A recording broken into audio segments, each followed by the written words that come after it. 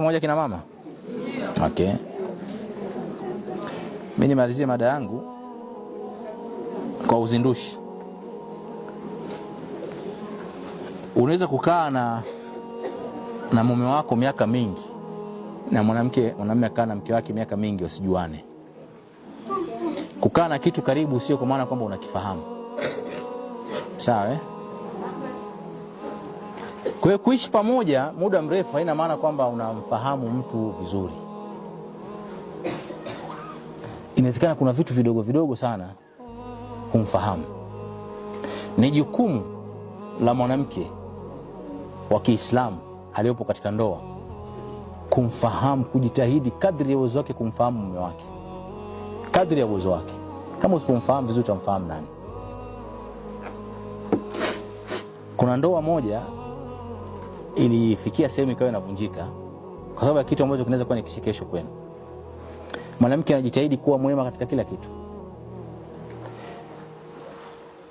Timetable ya mume wake anaifahamu kila kitu.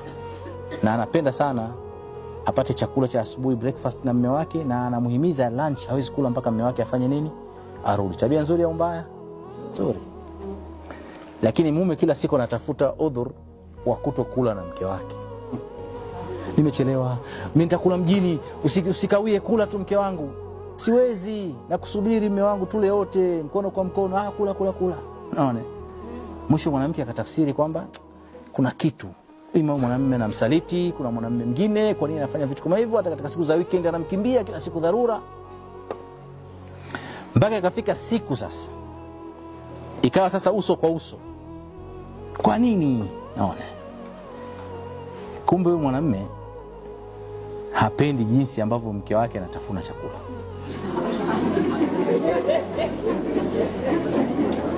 Yaani kachu. Chukua chips zimeingia. Yeye anajisikia yani vibaya kweli. Ndio udhaifu wake na hawezi kumwambia. Sawa?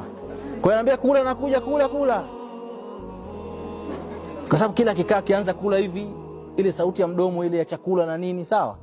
Huo yani asemi kwamba anamchukia mke wake, lakini mke angefanya juhudi ya ziada angejua kwamba sawa.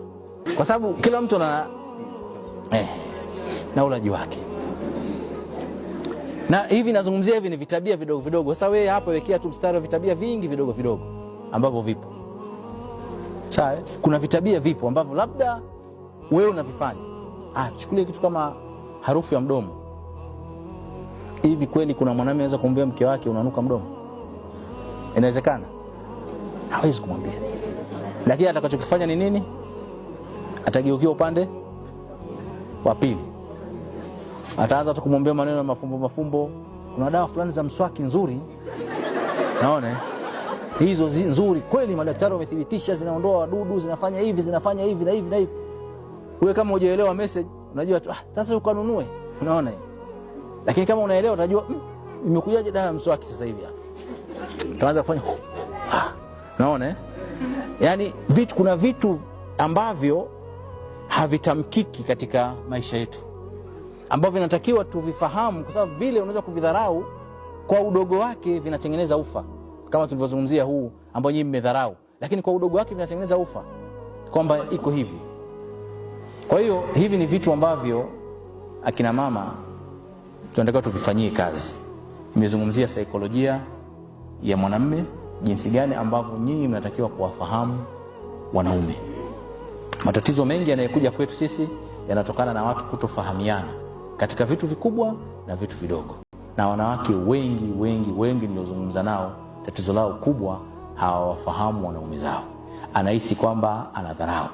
Yeye akiwa ameingia chumbani analia, mume wake anapiga matonge sebuleni. Sasa utaka afanye nini? Aje kulia na wewe? Sio sifa ya mwanamume. Sawa, atakuja atakwambia unalia nini? Samahani, pole sana. Chakula kiko tayari. Sasa hana hisia, hajali hisia. Sio nani? Kweli, lakini sasa yeye haoni mantiki hiyo. Sisi tumeelewana eh? Kwa hiyo ni muhimu sana kufahamu nature na maumbile ya mwanamume jinsi yalivyo, yatakupunguzia wewe mambo mengi. Na tunazungumza na wanaume, tunawaambia wanawake jinsi walivyo. Jazakumullahu khairan.